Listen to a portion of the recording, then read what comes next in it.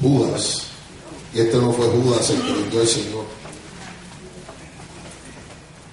Vamos a estar hablando hoy bajo el mensaje defendiendo nuestra fe. Defendiendo nuestra fe. Es la palabra que el Señor ha puesto en nuestro corazón. Gloria al nombre de Jesús. Defendiendo nuestra fe.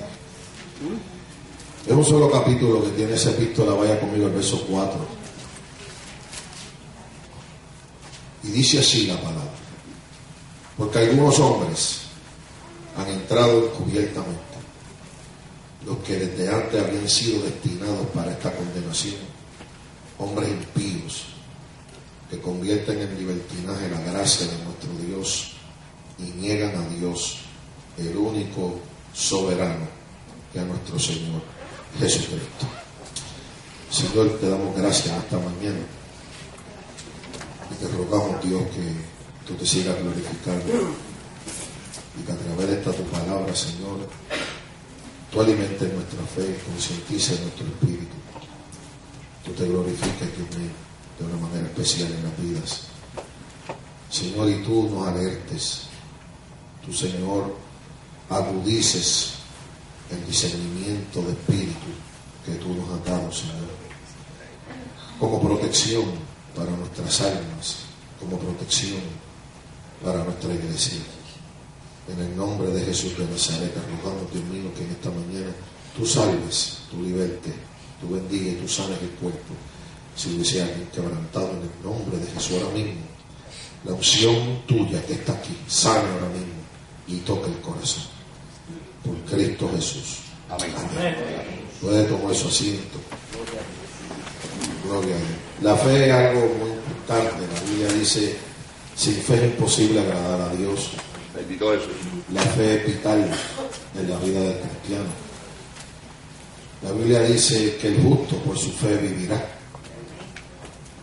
Es por su fe que nosotros estamos aquí en esta mañana. Es por fe que perseveramos. Es por fe que todo se recibe, todas las promesas, la salvación del alma se recibe por fe. No hay nada más vital y de más importancia que haya que cuidar en nuestra vida que la fe.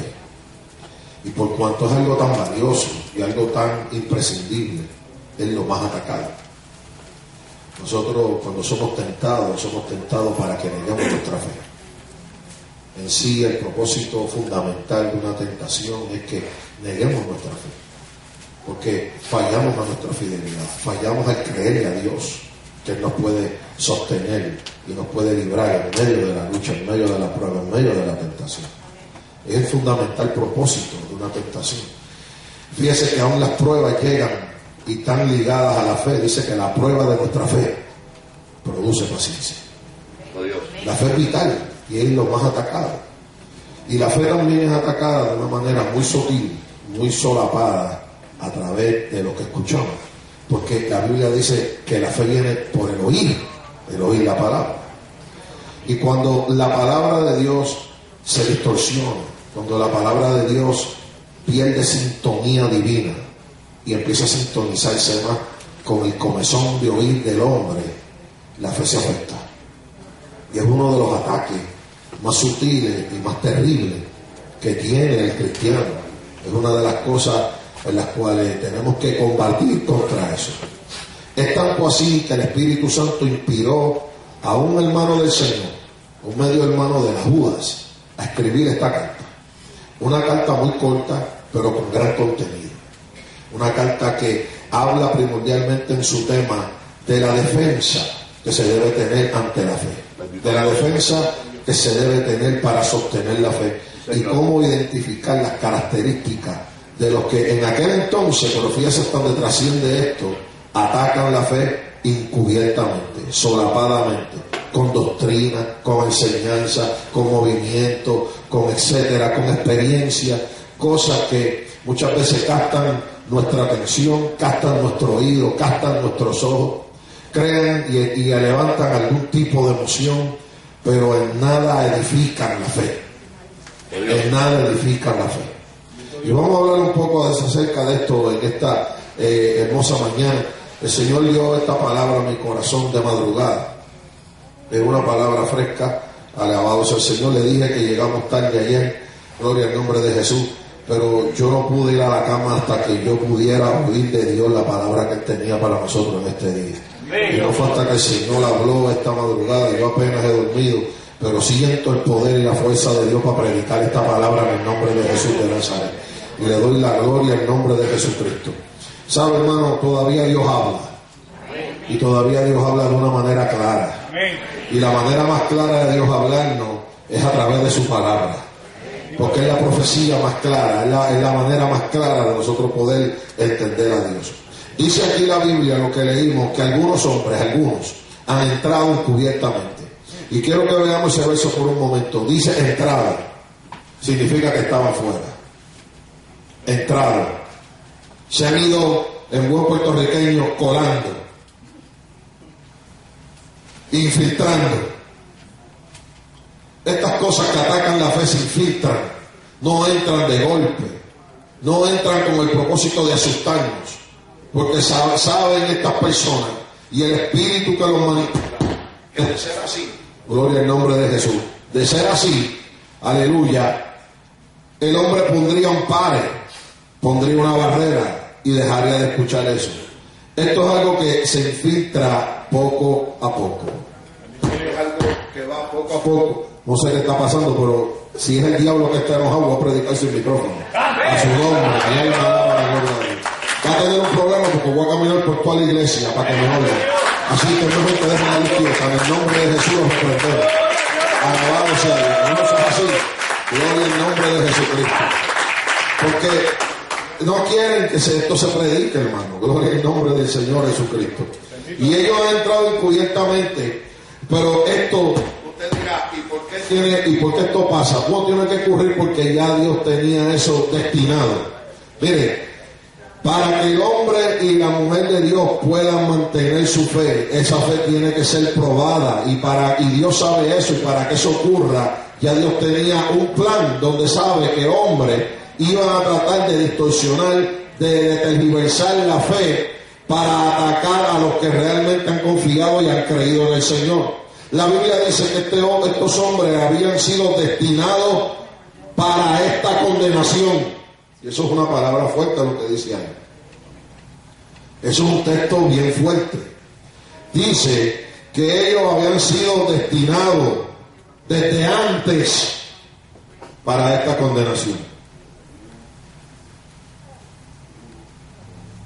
Hombres que iban a sus bocas a llenarse de palabras infladas, hombres que iban a hablar lo que oyen de espíritus engañosos, que se iban a infiltrar y ellos se iban a amontonar de acuerdo a su razonamiento.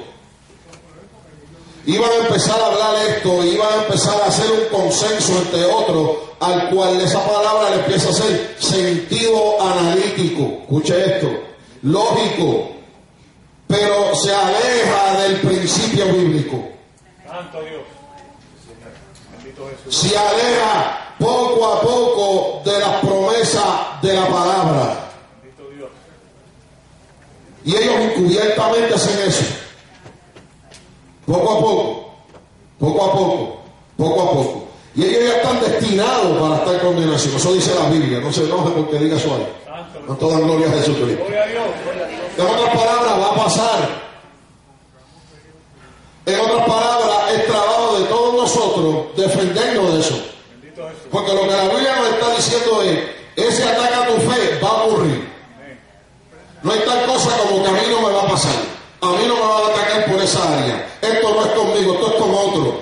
No, esto es un tema para todo creyente. Todo creyente que ha tenido fe en Jesucristo. No toda gloria al Señor. Esto es, lo que este verso nos dice es que esto va a ocurrir, que tenemos que estar a la defensiva. ¿Y cuál es el objetivo primordial de esta gente? De estas doctrinas, de estos espíritus satánicos que operan a través de hombres. Aquí lo dice, convierten. Ellos tienen una elocuencia y una manera sutil de convertir la gracia de Dios en libertinaje. Le voy a explicar por qué. Porque el creyente cuando nace de nuevo viene a libertad. Libertad es una cosa, libertinaje es otra cosa. La libertad nos da la libertad de adorar, cosa que no podíamos hacer mientras estábamos en pecado. No teníamos a Dios en nuestra noticia, no teníamos fe, no teníamos esperanza. Andábamos errantes, éramos hombres naturales. Nos levantábamos por la mañana, desayunábamos, íbamos a trabajar, íbamos a otro lado, íbamos aquí, íbamos allá y volvíamos a hacer la misma rutina. No teníamos ningún tipo de relación con Dios. A la fe salvadora activarse en nuestro corazón por el oír la palabra, el Evangelio, creímos a Cristo. Y pasamos una experiencia que se llama el nuevo nacimiento. Cuando se nace de nuevo, la Biblia dice que hemos sido lavados en la sangre preciosa del Cordero. Dice que pasamos de tiniebla a luz, de muerte a vida. Ya no éramos reos, presos de muerte. Significa que se cayeron las cadenas, se cayeron las ataduras, se cayeron las cargas y la condenación del pecado, de la cual no podíamos hacer nada para librarnos. Esa libertad la ganó Cristo en la cruz del Calvario. Cuando nosotros por fe creemos lo que Él hizo en la cruz del Calvario, somos libres, somos salvos para poderle adorar y tener una relación con Él. Señor. Y ese sentido de libertad que tiene el hombre tiene un hilo muy fino, que estos hombres aprovechan y saben utilizar y acomodar las palabras para que ese sentido de libertad se empiece a convertir en un sentido de libertinaje. En otras palabras, de empezar a mi antojo, en mi voluntad, dirigido por concupiscencias y pasiones, que aún estamos sujetos a ellas, aunque hayamos nacido de nuevo, nosotros comenzar a nuestro antojo a hacer lo que nos da la gana dentro de lo que se conoce la gracia divina. Bendito Dios. Dentro de esa libertad que tenemos. El mismo apóstol Pablo dijo: todas las cosas me son lícitas, pero no todas me edifican. Pablo fue bien radical en dar a entender: yo soy libre, pero aún porque soy libre, yo no me puedo convertir en un libertino. Porque ese sentido de libertad puede ser manipulado y comenzar a nosotros a alejarnos de vivir en la santidad y en la manera que Dios quiere. Bendito Dios. Dentro de la gracia. La gracia no vino para que nosotros hagamos lo que nos dé la gana. La gracia vino para absolvernos de toda culpa y de toda maldad. Es un regalo que Dios nos dio. Bendito Dios. La gracia vino como producto del cumplimiento de uno justo que cumplió la ley al pie de la letra. Señor. Que se llama Jesucristo, el Hijo de Dios. Para toda gloria a Jesús de Nazaret. Y ellos convierten en libertinaje la gracia. Y fíjese cómo, mire, fíjese el atrevimiento, que es lo que tienen que hacer. Y esto es bien importante, este verso, estamos en el primer verso nada más, vamos a ver aquí unos cuantos. Niegan a Dios el único soberano. Y usted dirá: no, pero espérate, pastor, yo he oído a esta gente hablan de Dios. Y esta gente hablan del Espíritu Santo. Y esta gente yo lo he visto que dicen y leen la Biblia y hablan de la Biblia. ¿Y cómo es esto entonces? Cuando dice que niegan al único soberano Dios, piense bien y miremos bien esa frase. Esa palabra negar ahí no es que ellos digan Dios no existe, Dios no es real. Es que desubican a Dios del lugar que Dios se supone que tenga. Ellos tienen problemas con el concepto de la soberanía divina. Bendito Dios.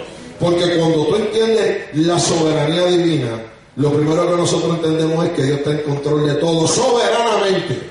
Amén. No porque Él sea todopoderoso, es también por eso, pero es porque es soberano. Y cuando hablamos de soberanía, hablamos de voluntades. Amén. No hablamos de control porque hay poder. Hablamos de control porque hay soberana voluntad. ¿Me está entendiendo? Esto va más allá de lo que muchas veces pensamos. Sí, Dios está en control de todo. Y lo que primero nos viene a la mente es porque está en poder. Porque Él es todopoderoso y está sentado en el trono y ya Él lo controla todo. pero no solamente por eso, es porque Él tiene una voluntad soberana, porque aún en la ejecución del control poderoso de Dios, Dios lo hace de acuerdo a una voluntad soberana, no lo hace mecánicamente. Gloria a Dios. Amén, bendito Dios. Él tiene una voluntad soberana dentro de la ejecución de su control y de aplicar su todopoderío. David había que apedrearlo y no lo apedrearon. Dios estaba en control de todo, pero aplicó un acto soberano de Él. Bendito Dios. Ajá, ahí va. Se fue. ¿Me sigue? Dale. ¿O se le fue esa? De nuevo. Se la voy a tirar más derecha. Amén. David había que apedrearlo. Eso era parte del control divino. Había una palabra que decía ya que el que fuera cogido en adulterio había que apedrearlo. Dios dijo esa palabra, pero Dios aplicó dentro del control que tenía de toda la situación que iba a pasar en la nación entera. Él aplicó su poder de una manera soberana. Bendito Dios. Amén.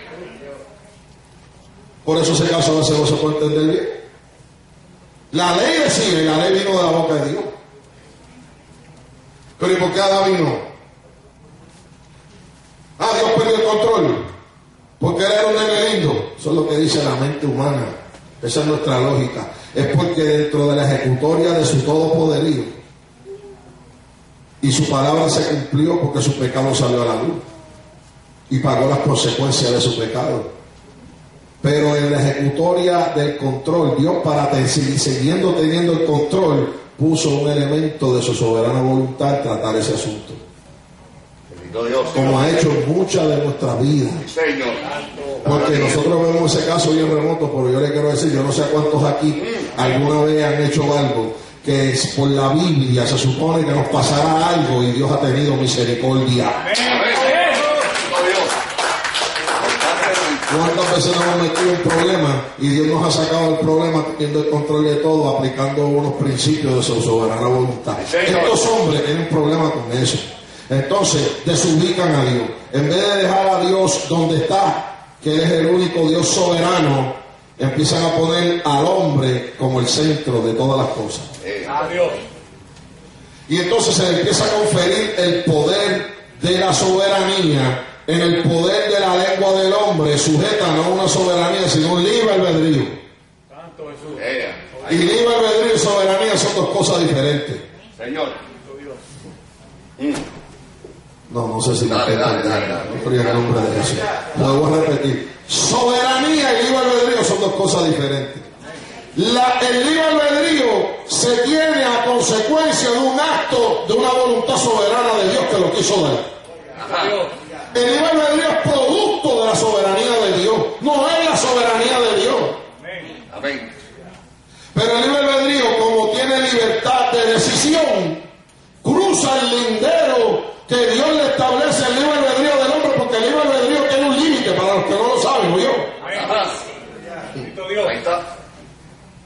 Porque cuando el hombre se pasa del límite del libre albedrío y entra en el pecado, la Biblia dice que la paga de ese pecado es muerte. Significa que tiene un límite.